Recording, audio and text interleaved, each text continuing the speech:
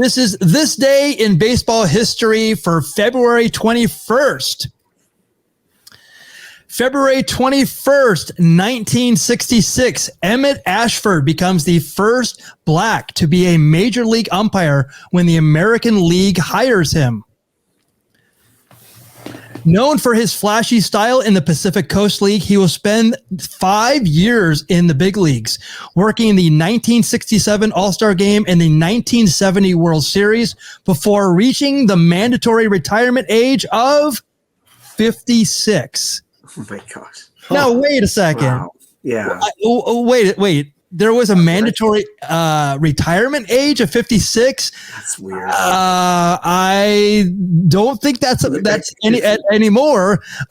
This is Joe West, the Cowboy Joe, known for his he set a Major League Baseball record by umpiring 5,460 regular season games. He retired at 69. Wow. And still in great shape. I mean, Diesel, just jacked, bro. I want to get his upper body routine. Yeah, he was. I will say that he's not the worst hated umpire, but he was definitely up there. They called him Cowboy Joe for a reason. He's definitely a maverick.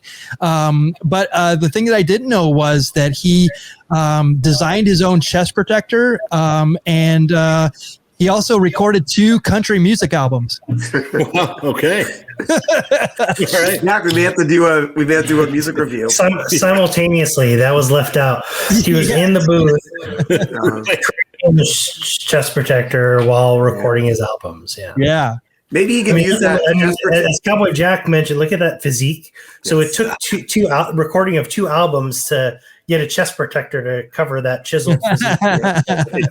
I'm hoping he can use that chest protector as like a kind of like a washboard as an extra instrument too when he's playing. That'd be awesome. That's good. So yeah, 56. I guess I tried to look it up, like when the mandatory retirement age ended. I didn't see anything, but I thought it was cool that even was even a thing at one point. Dude, all the good old days when there was an actual retirement age, not like today when it's like, nah, you can work till you're 90. Keep going. I can. Yeah. 90? That was like a century ago. How old was I this week? I can't keep track. February 21st, 1974, Tom Seaver becomes the highest paid pitcher in baseball history when he signs a 1-year contract for $172,000, a 25% increase from the last season, to hurl for the Mets. The 29-year-old right-hander known as Tom Terrific has posted a 135-76 record during his 7 years in New York. Now, I looked it up. So in 70, did you say he was 135 and 176? No, 135 and 76. Oh, 76. Sorry, I was like, wait a minute, he had a losing record. I mean, the Mets have bad years, but no, I was like, wait. No, he had a great record. Yeah, I was like, so I looked it up, and so in 73, he was 19-10 with a 2.08 ERA, 18 complete games, and won the Cy Young. Okay, they were in the World Series that year, right? They were, and they lost. Yeah. Then in 74, so he gets this 25% increase, right? Mm-hmm. He goes 11-11 with a 3.20 ERA. Still has 201 strikeouts. He had 251 the previous year. But then in 75, he went 22-9 with a 2.38 ERA and 243 strikeouts. So that was actually, when he got his pay increase, he actually had his arguably his worst year. The old, hey, you got to play. And the contract year, you got to step it up, brother. Yes. You can just relax a little bit, you know? Yes, exactly. I mean, what'd you say his ERA was in 74? 3.20. Oh my gosh, that tells you how bad the Mets must have been. Oh yeah. I mean, they made the World Series, but that next year. No. You said 74. 73 it was 2.08. So I was out when the year he went 11-11. I was just curious what his ERA was because he was you hear that ERA and you're like, oh my god, how could this guy be 11-11? So he wasn't getting much. True. Yeah, and 74 there, I was obviously weren't as good. All right, yeah, salary comes up again here, so we'll definitely make mention of it. February 21st. 1980, Billy Martin signs a 2-year, $250,000 deal to be the A's manager, becoming Charlie Finley's 15th different manager in the past 20 years. Wow, I did not know that. Yeah, that's worse than good old Georgie Steinbrenner, Cowboy Jack. Yeah. Did Billy Martin make it through the 2-year contract? Did he see it all the way through? Did he? I believe that he did. But this was so during the 3-year reign of Billy Ball, the fiery 51-year-old skipper will compile a 215 and 218 record, winning a division title as the first half leader of the 1981 strike-shortened season in the AL West. I always forget about 81 was a strike-shortened season. Yeah, but. Just hashtag the research here if I can get there. Is that I was trying to figure who that is on the right. I don't know if I think it's catfish, but I don't think it's catfish. No, I don't think it is. I think it's I want to say like it's not Dave McKay, but it's shoot. It might even be picture, but I can't recall. Yeah. But I love how this player. Look at his hand, Jack. It's almost like he's got a blade in one of those finger tapes. Yeah, he's giving. Like why he's got his fingertips? With the fingers all taped up. Like, all right, well, you gotta have it. Hey, Caitlin, thanks for joining. All right, so you're gonna like this one. You guys are all gonna love this one. This is a fun one. February 21st, 1986, in defiance of the Reds' policy, Rollie Fingers refuses to cut off his trademark handlebar mustache and retires from baseball. The future Hall of Fame reliever, who leaves the game with 341 saves, had been offered a contract by Cincinnati skipper Pete Rose after being released by the Brewers at the end of last season. So I looked up his 85 season. He was 38 years old. The Milwaukee Brewers at that time were in the American League, so much tougher division at that time. He was 1-6 with a 5.04 ERA, 17 saves, and again, Pete Rose gambled on bringing Rollie Fingers back, and it kind of backfired because I think they were one of two teams that had facial hair policies. Yeah. No. What's super interesting about this is the Cincinnati GM, the guy's name was Bill Burgish, had a phone call with Rollie Fingers like, hey, are you going to shave it off? And Rollie's like, no, not going to happen. And he's like, well, I guess you're not coming to work here. And he's like, I guess I'm not. See you later.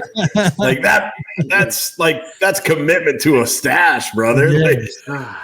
But he knew his gimmick, and he was kind of on the tail end of his career. So, hey, way to go out on your own terms. Mm-hmm. Yeah, and I think that he missed the 80. I think it's the 84 season potentially with the whole season with an injury. Yeah, back injury. Yeah, so he had a not a bad year before that, but yeah, I think he knew he was done at that time and kind of went with it.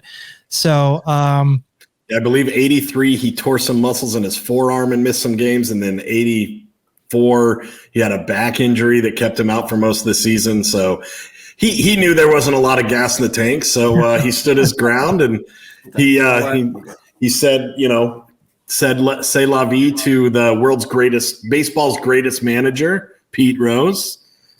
Yes. And that dream team never came to be, sadly. So Jack, what do you think was Marge Schott's conversation with that GM? They say, hey, we might bring in Rollie. We think Marge said to probably too many expletives, so let's clean it up. He better shave off the effing stash. That was a good Marge Schott. It sounded just like her. Yeah. No, I do a really good Marge Schott. So, by the way, you bring up Marge Schott. That's a little bit of foreshadowing. So remember that. So 1985, when we were just talking about the 1-6 season, was Rollie's first and only $1 million contract year. Wow. 85. If you look at even when he was with all those Padres teams, like he made $1.6 million in like 6 years with the Padres as a combined. And then, the $1 million player really started happening more around this era. You know what I mean? Because I think it was like a couple years later, I think Kirby Puckett signed like a deal where he was making like $3 or $4 million a year, and people were like flipping out. Back then, they're saying, "Oh, these players are making too much money." Yeah. Now we have a player making 10 times that much in a season. You know? Yeah, I remember going to a Cleveland Indians, Milwaukee Brewers spring training game. I think it was like 85. And as we were leaving after the game, some of the players were still doing like wind sprints and stuff like that. And I remember at the time, like Brett Butler signed like $1 million contract, and like people from the Indians were so mad that they're like, "You don't deserve $1 million." So I mean, the fans of their own team like hate it, like they're giving them such grief. And now it's like it's such a bargain. It's like, oh, okay, well, I'm sorry they offered it to me. Well, let's just say no. Come on. Kevin, who was the first player to get $1 million contract? Oh shoot! Let me think about this. Well, I was thinking Joe DiMaggio, but I might be off on that. Uh-oh, shook your head. No. Go, Jack. Go, Jack. Nolan Ryan. Oh, gosh. Nolan Ryan had the first $1 million contract in baseball. Are you saying like $1 million a year? Is that what you mean by that? Correct, sir. Okay. Yes, sir. Oh, okay. That's all right. Now you know what you're saying. Sorry. Back in like those days, like guys making like a couple $100,000, and it was like making so much money. Yeah. He's $1 million man. Man, look at that. Cowboy Jack's on fire with the truth.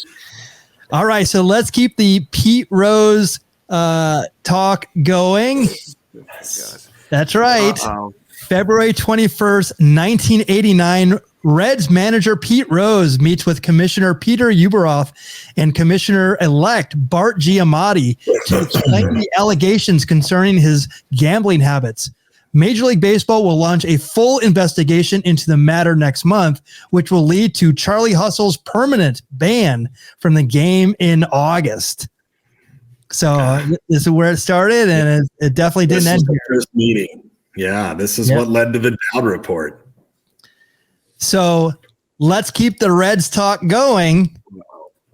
February 21st, 2000, denying the acquisition of Ken Griffey Jr. as the reason, the Reds announced the team has dropped its prohibition on earrings. Players have worn the jewelry in the Cincinnati clubhouse, but weren't allowed to take to the field wearing earrings or any jewelry. So who do you think enforced this rule? You got it. Oh. The other thing missing is her cigarette and her dog. Yes. Where's Shotzi? Yes. Marge Schott looks like she smells like whiskey feet and cigarettes. Just look at her. So we're talking February 21st, 2000. So on April 20th, 1999, Schott agreed to sell her controlling interest in the Reds for $67 million to a group led by Cincinnati businessman Carl Linder. And shocking, at the time, she was facing her third suspension, failing health, and expiring ownership agreement with her limited partners who planned to oust her. Schott remained a minority partner still after this. So this is kind of amazing. So I'm sure she's on her deathbed going, "Oh, he's wearing an earring on the outfield. How dare he?" So what's so crazy about like Cincinnati's the ball club's moratorium on jewelry, facial hair, this clean shaven look that they force their players to have? Their original mascot had a handlebar mustache. I think he was called the Cincinnati Redlegs man or something like that. And they redid the little mascot to be no mustache, to be a clean-shaven mascot. It's so weak. Like, give me a break. This is what we were worried about back then. We're worried about mustaches when Pete Rose can't even get in the Hall of Fame. Come on, Cincinnati. You know what Come that on, reminds me baseball. of? You know what that reminds me of? They took, remember the Pep Boys logo? There was one guy with a cigar, and they took it out to be. I'm like, oh, you got to be kidding me! Are you serious? So crazy, so crazy. Can't even have fun anymore, guys. Yes, yes. Oh my God, this is, I don't know. There's so many, we talk about it all the time. Like how can baseball like go forward when it's stuck in its past? Stuck in the past. So and bad. then they just make it, even the rules that they do make are just don't make sense. In fact, I even heard, that they talk about the ghost runner. They say like, they polled fans and nobody wants the ghost runner in extra innings, except for like Manfred, the commissioner of baseball. And then someone called it Manfred's Man. Like I love that. That's for those of you fans of the Manfred Man and his Earth Band, I got a chuckle out of that. But see, this is the problem with baseball being a monopoly and not being subject to antitrust laws.